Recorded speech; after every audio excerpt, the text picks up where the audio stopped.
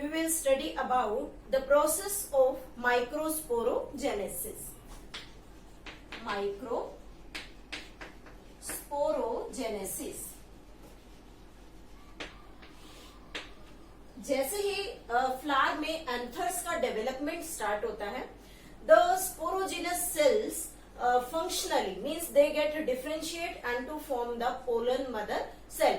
They are also known as the microspore mother cell. They get differentiated and undergo the meiotic division to produce the haploid microspores. So that the formation of the haploid microspore from the pollen mother cell is known as microsporogenesis. So first we are taking here the definition.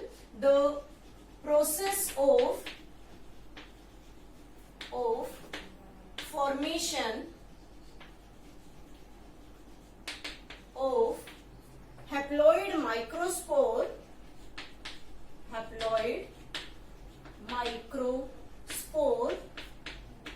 is known as microspore from pollen mother cell. Pollen mother cell is known as the microsporogenesis. And when the process of microsporogenesis starts, when anther get developed. Anther develops. जब भी anther का development हो जाएगा तो यहाँ पर pollen grains की formation start हो जाती है. इट मीन्स जो माइक्रोस्पोर है they will form. After that the sporogenous tissue differentiated means pollen sac में प्रेजेंट जो स्पोरोजिनस टिश्यू है उसकी हर सेल के पास एक पोटेंशियल होता है so that they can form the microspore. कि उन सेल्स के पास एक पार्टिकुलर पोटेंशियल है कि वो ज्यादा से ज्यादा माइक्रोस्पोर को प्रोड्यूस कर सकती है. Means each and every cell take part in the meiotic division. तो जैसे ही स्पोरोजिनस टिश्यू डिफरेंशिएट होगा then it behave like microspore mother cell और वो माइक्रोस्पोर मदर सेल की तरह बिहेव करना स्टार्ट कर देता है. इसे हम शॉर्टली MMC का नाम देंगे.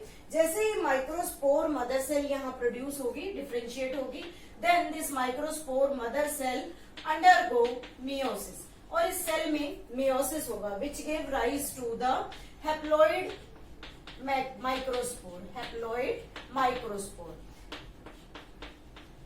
माइक्रोस्पोर मदर सेल की जो प्लॉइडी है यहाँ पर वो 2n नंबर है. जैसे ही इस सेल में मियोसिस होगा ये हैप्लॉइड माइक्रोस्पोर प्रोड्यूस करेगी, यानी कि माइक्रोस्पोर की जो प्लॉइडी है वो n नंबर होगी. और फिर कहता है कि कितने माइक्रोस्पोर प्रोड्यूस होंगे.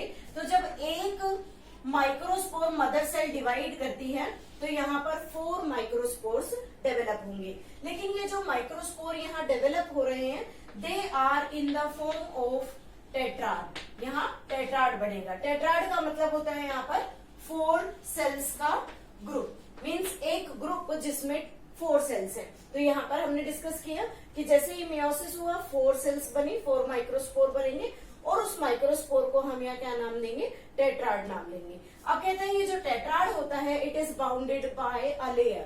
Tetrad bounded by callose layer.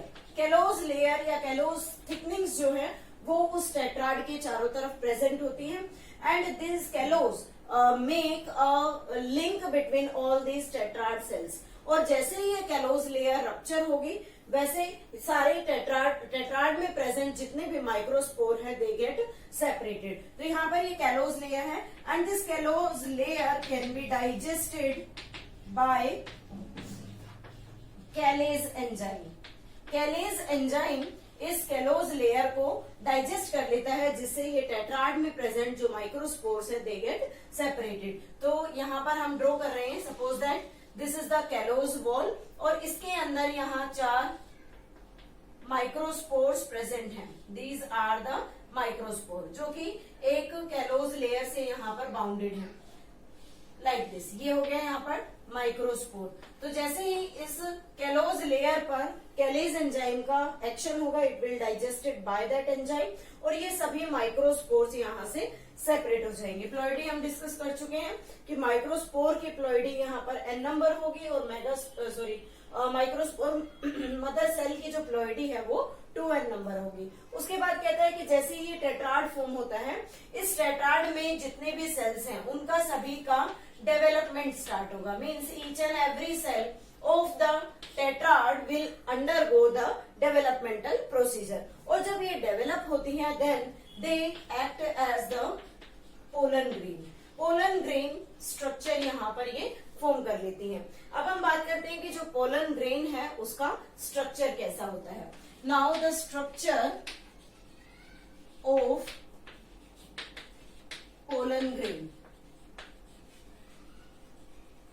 सबसे पहले बात करते हैं व्हाट इज पोलन ग्रेन, कि जब भी हम किसी भी फ्लावर को देखते हैं और उस फ्लावर में जो स्टेमन्स होते हैं, अगर हम उन्हें अपने फिंगर्स से टच करें तो हमारे फिंगर्स पर एक येलो पाउडर डिपॉजिट हो जाता है। That yellow powder is known as the pollen grain. वही येलो पाउडर पोलन ग्रेन होता है। और अगर हम उस पोलन ग्रेन के स्ट्रक्चर को ऑब्जर्व करना चाहें तो एक न्यूट्रिटिव मीडियम स्लाइड पर रखकर हम पोलन ग्रेन उसके ऊपर डस्ट करते हैं। After that we observe that slide under the microscope, तो हमें क्या दिखता है कि उसके अंदर कुछ एरी पैटर्न वाली सेल्स नजर आती हैं, and these cells with the different patterns, उनके ऊपर अलग अलग फैसिनेटिंग पैटर्न्स बने होते हैं। उन पैटर्न्स को हम डिस्कस कर सकते हैं कि कौन सी स्पीशीज में किस फ्लावर में कैसा एरे पैटर्न उन पर प्रेजेंट होगा। और जो फैसिनेटिंग स्ट्रक्चर हमें माइक्रोस्कोप में दिख रहा है, these are known as the pollen grain. तो हम लेबोरेटरी में पोलन ग्रेन की टेम्पररी स्लाइड प्रिपेयर करते हैं कि कैसे एक पोलन ग्रेन पोलन ट्यूब की फॉर्मेशन करेगा। नेक्स्ट आता है कि पोलन ग्रेन का बेसिक स्ट्रक्चर क्या होता है। तो यहाँ पर जो हम पोलन ग्रेन को डिस्कस कर रहे हैं, this is known as the male gametophyte. Male gametophyte. तो यहाँ जब हम पोलन ग्रेन को माइक्रोस्कोप में ऑब्जर्व करते हैं तो हमें यहाँ पर 2 लेयर्ड स्ट्रक्चर मिलता है।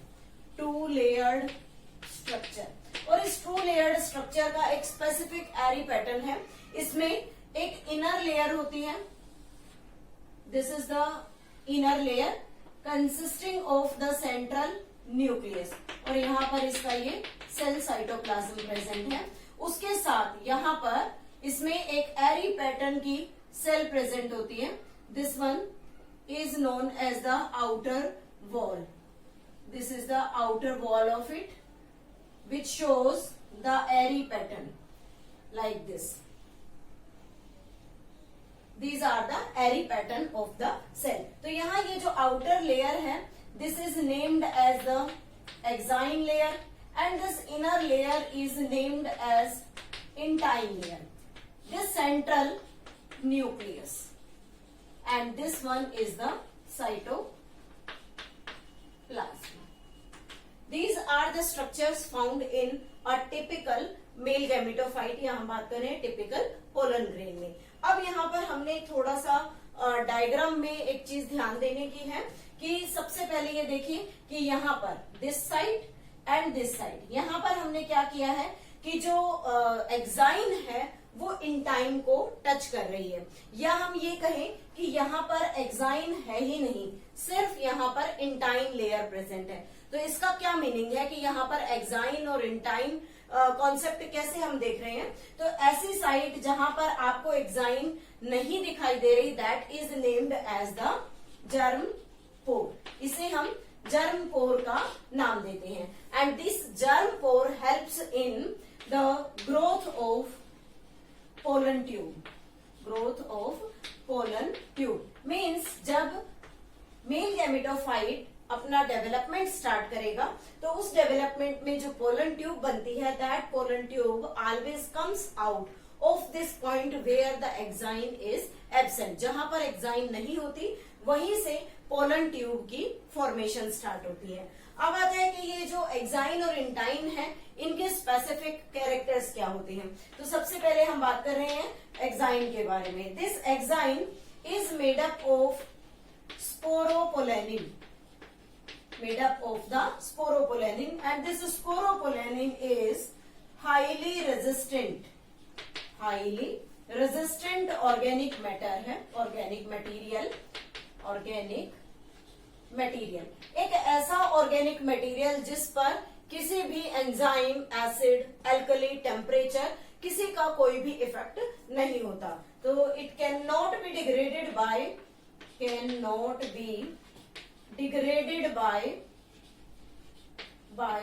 एनी एंजाइम, किसी भी एंजाइम से डिग्रेड नहीं होगा, एसिड से डिग्रेड नहीं होगा, एल्कली से डिग्रेड नहीं होगा और temperature.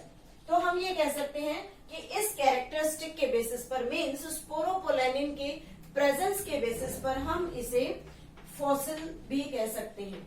Means it can be preserved as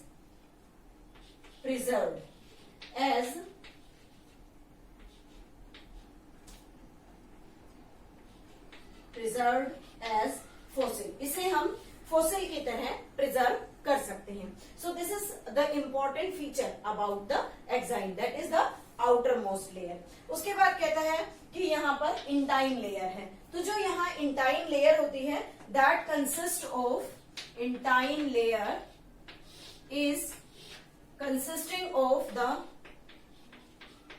पैक्टो cellulose, and intine layer is made up of the pectocellulose layer. और इस इंटाइन लेयर से ही हमेशा पोलन ट्यूब की फॉर्मेशन होती है।